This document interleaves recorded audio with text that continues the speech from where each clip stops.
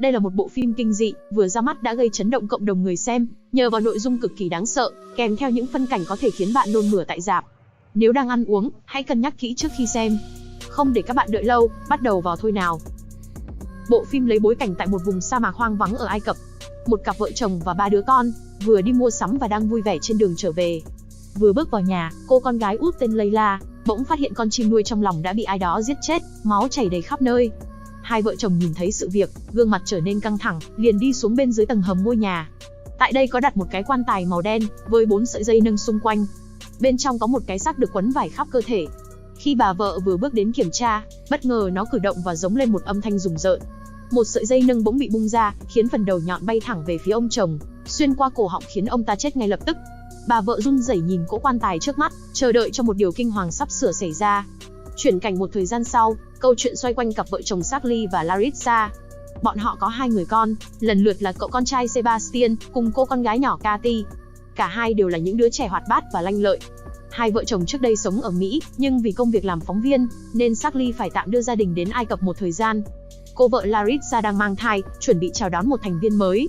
Tưởng chừng cuộc sống của bọn họ sẽ êm đềm trôi qua, thế nhưng biến cố bắt đầu vào đúng ngày định mệnh hôm đó. Larissa đến chỗ làm như mọi khi, còn Charlie thì ở nhà trông nom 2 đứa con. Katy có một không gian bí mật ở góc vườn sau nhà, thường xuyên đến đây để chơi búp bê. Hôm đó khi đang chơi, bỗng có một người phụ nữ lạ mặt tiếp cận, không ai khác chính là bà vợ ở đầu phim. Bà ta đến bắt chuyện với Katy, còn đưa cho cô bé một thanh sô-cô-la làm quà. Katy dường như đã quen với người phụ nữ nên không mảy may đề phòng. Sau khi đã dụ dỗ được cô bé, bà ta mang ra thêm một món quà là một quả táo, và bảo cô bé hãy mau ăn nó. Lúc này trong nhà, Charlie phát hiện trong tủ đồ chơi của con gái có rất nhiều vỏ kẹo lạ, mà trước giờ hai vợ chồng chưa từng mua. Nhận thấy có điều bất thường, ông ta bèn ra khu vườn kiểm tra thì phát hiện Katy đã biến mất, hàng rào bị rạch một lỗ thủng. Charlie lao ra bên ngoài, nhìn thấy con gái mình đang bị một kẻ lạ mặt bắt cóc. Ông ta cố gắng đuổi theo, thế nhưng do không thông thạo đường đi, nên nhanh chóng đã bị mất dấu. Lúc này một cơn bão cát từ đâu ập đến, dập tắt luôn chút hy vọng nhỏ nhoi còn sót lại. Hai vợ chồng sau đó đã đến sở cảnh sát địa phương để cầu cứu. Đón tiếp bọn họ là Jackie, nữ cảnh sát duy nhất nói được tiếng Anh tại đây. Charlie kể lại những chuyện đã xảy ra, đề nghị họ truy tìm người phụ nữ bí ẩn đã bắt cóc con gái mình. Thế nhưng vì là người ngoại quốc, nên lời khai của bọn họ không được ông sếp lớn tin tưởng. Charlie tức giận quát tháo, trong khi Larissa thì đau khổ tột cùng. Tưởng rằng đây chỉ là một vụ bắt cóc tống tiền bình thường, thế nhưng sau 8 năm trôi qua, tung tích của Katy vẫn còn là một bí ẩn. Charlie mỗi ngày đều dành thời gian để tìm kiếm cô bé. Larissa trong khoảng thời gian đó cũng đã sinh được cô con gái út là Maud. Bà ngoại của bọn trẻ vì lo lắng nên cũng đã dọn từ Mỹ đến để sống cùng gia đình. Đã 8 năm trôi qua, nhưng bọn họ vẫn chưa thể chấp nhận việc Katy đã mất tích, còn hy vọng một ngày nào đó cô bé sẽ trở về. Phép màu xảy ra vào một hôm, tại một thị trấn nhỏ nằm gần khu vực sa mạc. Một người dân địa phương phát hiện có một chiếc máy bay gặp tai nạn, rơi xuống khu rừng gần đó. Vì tò mò nên cậu ta bèn đến để kiểm tra. Tại hiện trường, ngay kế bên xác chiếc máy bay đang bốc cháy, cậu thanh niên phát hiện một cỗ quan tài màu đen, được cắm sâu xuống lòng đất. Cảnh sát sau đó đã nhanh chóng có mặt, và đưa cỗ quan tài về trụ sở để điều tra. Khi mở nắp hòm, bọn họ phát hiện một xác ướp được quấn đầy vải băng. Bên dưới lớp vải không ai khác, chính là cô bé Katy đã mất tích 8 năm trước. Tưởng rằng cô bé đã chết từ lâu, thế nhưng bất ngờ Katy tỉnh lại, và giống lên một âm thanh vô cùng kinh dị. Lúc này ở chỗ cặp vợ chồng Charlie, đang cùng 2 đứa con đi mua sắm thì nhận được cuộc gọi từ cảnh sát. Bọn họ không thể tin vào tai mình, khi biết Katy vẫn còn sống và đã được tìm thấy. Cả hai lập tức đi đến bệnh viện, để gặp lại cô con gái nhỏ sau 8 năm chờ đợi. Tưởng rằng đây sẽ là một cuộc đoàn tụ đầy xúc động, thế nhưng không khí dần trở nên kỳ lạ. Katy sau 8 năm ở trong quan tài, phần da và tóc đã trở nên nhăn nheo do thiếu ánh sáng. Cô bé không nói được câu nào, ngoài âm thanh rên rỉ như thể đã trải qua một điều gì đó đáng sợ. Bác sĩ cho rằng cô bé bị vấn đề tâm lý, và cần thêm thời gian để quay lại cuộc sống bình thường. Hai vợ chồng sau đó đã quyết định đưa Katy về nhà, muốn dành tình cảm cho con gái để giúp cô bé mau hồi phục. Những người thân trong gia đình sau đó cũng đến bên cạnh giường của Katy, dành những lời động viên và yêu thương đến với cô. Thế nhưng trong lúc bà ngoại đang đọc kinh cầu bình an, bất ngờ Katy lao đến đập mạnh vào mặt bà ta, khiến máu mũi túa ra dữ dội. Cô bé sau đó lên cơn co giật điên cuồng, làm hai vợ chồng phải dùng đến thuốc an thần để tạm thời khống chế. Tưởng rằng mọi chuyện sẽ tạm thời lắng xuống, thế nhưng ngay tối hôm đó, cô em út Maud đang ngủ thì nghe thấy tiếng động lạ, bèn sợ hãi gọi anh trai dậy kiểm tra. Bọn họ sau đó phát hiện âm thanh phát ra từ bên trong bức tường. Charlie cùng Larissa khi biết tin vội chạy đến.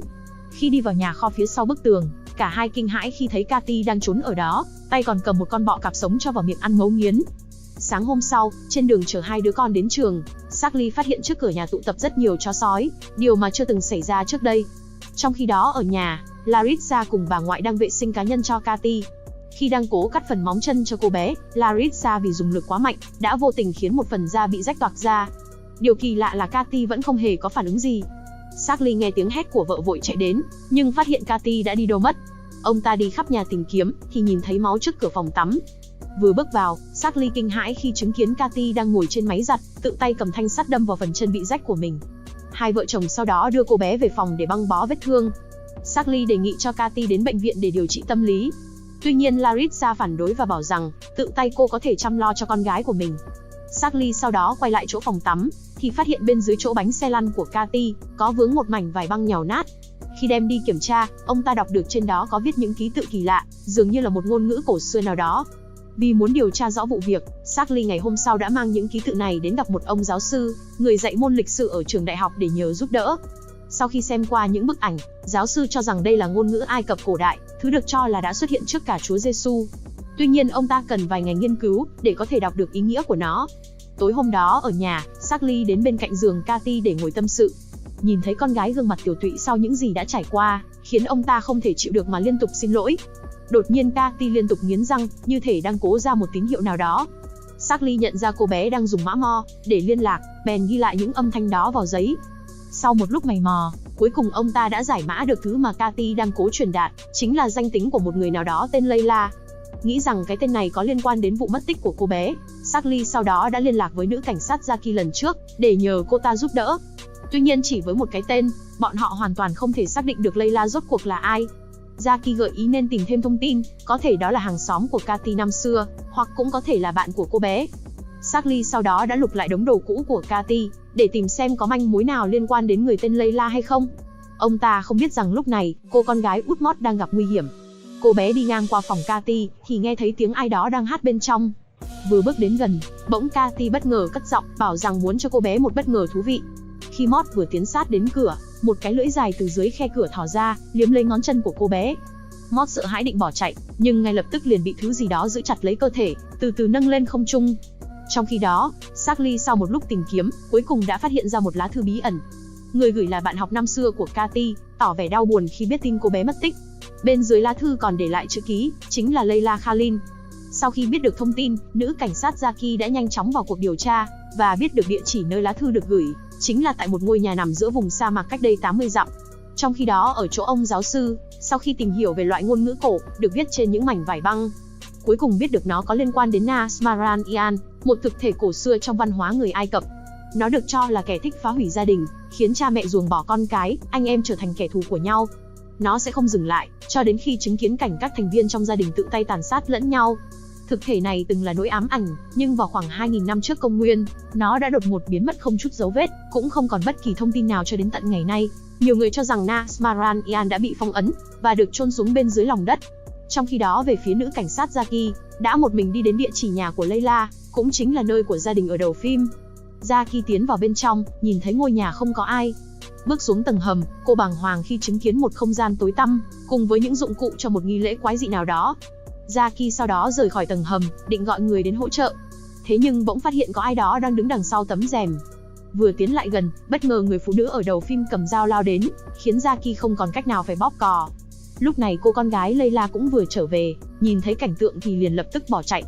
Jackie nhanh chóng đuổi theo ngay đằng sau, cuối cùng phát hiện cô gái đang ngồi bên mép vực, tay đào bới thứ gì đó dưới lòng đất. Jackie đến gần kiểm tra thì phát hiện đó là một cái hộp cũ, bên trong chứa một cuộn băng có đề tên của Cathy. Trong khi đó về phía cô em út Mót, hôm đó ở lớp học bắt đầu có những biểu hiện kỳ lạ. Cô bé không còn ngoan ngoãn hiền lành, mà thay vào đó lại liên tục buông ra những câu chửi thề đầy tục tĩu. Đến cả Charlie và Sebastian cũng không hiểu chuyện gì đã xảy ra với cô bé. Lúc này ở nhà, bà ngoại nghi ngờ Cathy bị quỷ ám, nên đã đến bên cạnh giường của cô bé, định sẽ đọc kinh thánh để giúp thanh tẩy linh hồn. Thế nhưng ngay khi bà ta vừa cất giọng, Cathy lập tức lao đến cắn mạnh vào tay bà ấy. Người phụ nữ sợ hãi định bỏ chạy, nhưng cánh cửa đột nhiên đóng sầm lại trước mắt. Cathy cười lớn một cách điên dại trước sự chứng kiến đầy ngỡ ngàng của bà ngoại. Sợi dây thánh giá bỗng tự động dịch chuyển, quấn chặt lấy cổ bà ấy và nâng lên không trung, sau đó ném thẳng người phụ nữ ra ngoài cửa sổ, rơi trúng xe của ba bố con vừa về đến nhà. Larissa nghe tiếng động vội chạy vào phòng, thì thấy Cathy vẫn nằm im trên giường, nhưng cửa sổ đã bị vỡ tan tành. Cô bước đến và chứng kiến cảnh tượng lạnh sống lưng. Mẹ của mình đang bị 3 con chó sói ăn thịt, như thể chúng đã đánh hơi được sự việc sẽ xảy ra hôm nay. Đám tang sau đó diễn ra, rất nhiều bà con họ hàng đã đến dự để chia buồn cùng gia đình. Trong lúc hai vợ chồng Charlie còn đang tuyệt vọng, chưa thể tin chuyện vừa xảy ra, thì đứa con gái út đã lén lút đến bên cạnh xác của bà ngoại, kéo một sợi chỉ từ trong miệng của bà ấy. Nó sau đó bước đến trước mặt cặp vợ chồng, nở nụ cười quái dị kèm theo hàm răng giả của bà ngoại. Lúc này trên trần nhà, Cathy đã khoét một lỗ hổng để chui ra khỏi phòng, từ từ bò đến chỗ chiếc quan tài. Đứa em út Mót trong lúc đó bỗng lên cơn điên dại, lao đến cắn đứt một bên tai của một vị khách trong đám tang. Hai vợ chồng choáng váng không hiểu con gái mình bị vấn đề gì, thì chiếc quan tài gần đó bỗng rung lắc dữ dội. Larissa kinh hãi khi thấy Cathy đang cắn vào cổ bà ngoại, khiến xác bà ấy từ bên trong rơi ra. Một chất lỏng đậm đặc chảy từ vết cắn trên cổ, và Cathy thì liên tục liếm lấy nó như một món ăn ngon miệng. Chứng kiến cảnh tượng khiến những vị khách xung quanh không khỏi nôn mửa vì độ kinh tởm. Charlie sau đó không còn cách nào, phải trói chặt Cathy vào chiếc xe lăn, và ngồi canh chừng cô bé 24/7. Trong khi đó Larissa đang thu dọn đồ đạc, định sẽ chuyển đến sống ở một nơi khác. Lúc này bên ngoài có tiếng chuông, không ai khác chính là nữ cảnh sát Jackie. Cô gái mang đến cuộn băng đã tìm thấy ở chỗ Layla, và bảo hai vợ chồng phải xem bằng được. Trên màn hình sau đó hiện ra gương mặt của người đàn bà ở đầu phim, hay còn gọi là nữ phù thủy. Bà ta cho biết gia tộc của mình có một bí mật, chính là giữ trọng trách phong ấn thực thể Nasmaran Ian suốt hàng nghìn năm qua. Mỗi vài chục năm, cần phải hiến tế một người để làm vật chứa cho nó. Bọn họ thường nhắm đến trẻ em, vì xác của chúng sẽ có thời hạn lâu hơn người trưởng thành. Lần này là lần thứ 82 nghi thức hiến tế được diễn ra, và mục tiêu của chúng chính là Cathy. Nữ phù thủy sau đó quay cận cảnh từng chi tiết trong nghi lễ, nhằm giúp thế hệ sau có thể xem được, và biết cách duy trì phong tục này của gia tộc. Hai vợ chồng Charlie chết lặng, khi thấy cảnh con gái bị đưa đến gần cỗ quan tài. Từ bên trong cái xác, một luồng khí đen bay ra, chui thẳng vào miệng của cô bé. Sau khi hoàn tất nghi lễ, Cathy được quấn những mảnh vải băng khắp cơ thể và đặt vào trong quan tài. Chúng đều là bùa chú bảo vệ, khiến con quỷ bên trong không thể thoát ra ngoài. Hai vợ chồng ngồi xem mà không biết rằng, Cathy ở trong phòng đang bắt đầu hành động. Nó dùng sức mạnh điều khiển tâm trí của Sebastian, nhờ cậu ta đến gỡ trói cho mình. Những mảnh băng sau đó cũng được tách ra khỏi cơ thể, khiến sức mạnh của con quỷ dần trở về nguyên trạng.